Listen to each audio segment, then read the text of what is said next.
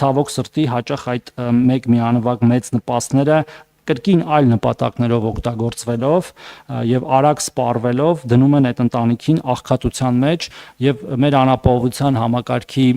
ուսումնասիրություններն ցույց են տալիս, որ բազմազավակ 4 եւ ավելի, 5 եւ ավելի երեխաներ ունեցող ընտանիքների զգալի մասը ստանում է անապահովության նպաստ, այսինքն նրանք այդ երեխաները ունենում են, բայց չեն կարողանում հոգալ նրանց ծախսերը եւ այս ծրագիրը նպաստելու է նրան, որ եթե քաղաքացին որոշել է, որ ունենա, ապա ամեն երրորդ եւ ամեն հաջորդ երեխայի համար ինքը մինչեւ 6 տարեկան առնվազն ստանալու է այդ 50,000 դրամը։ Այս պահին միգուցե նաեւ հետագա տարիներին նաեւ դրա վերանայման անհրաժեշտություն ունենա, նաև այդ օրենսդրական փաթեթում մենք առաջարկելու ենք առաջին եւ երկրորդ երեխաների այսինքն համահավասարեցնել բոլոր երեխաներին տրվող այդ միանվագ նպաստը ծննդյան եւ բոլորին դարձնել 500,000 դրամ առաջի եւ երկրորդի 300,000-ների փոխարեն նաեւ մի բան էլ հավելեմ, որ չչարաշահեմ, ժողովրդագրության ռազմավարությունից բխող նոր ծրագրերը ես քիչ առաջ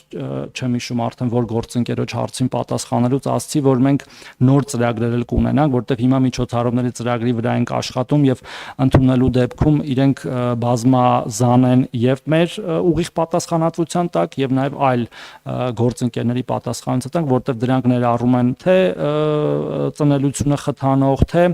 օրինակ վաղ մահացությունը կանխարգելող, թե ակտիվ ծերությունը խթանող տես ծրագրեր ունենք եւ օրինակ հիմա մի ուրիշ օրենքի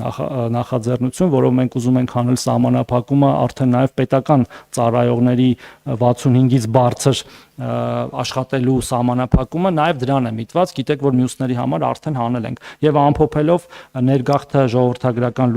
հարցերը լուծելու գործիք է, որը օգտագործվում է շատ երկրների կողմից եւ այդ գործիքը չի կարող չօգտագործվել, իհարկե խոսքը վերաբերում է կազմակերպված եւ հատուկ կրիտերիաներով մարդկանց, օրինակ ինչպիսին է ամերիկյան գրին քարտի ծրագիրը, կանադական ծրագիրը, երբ որ որակավորված մասնագետների ես բերում քո երկիր տարբեր երկրներ համալրում են իրենց թե աշխատուժը, թե բնակչության թվաքանակը այդպիսի մասնագետներով եւ մենք նույնպես պետք է մտածենք դրա մասին։ Շնորհակալություն։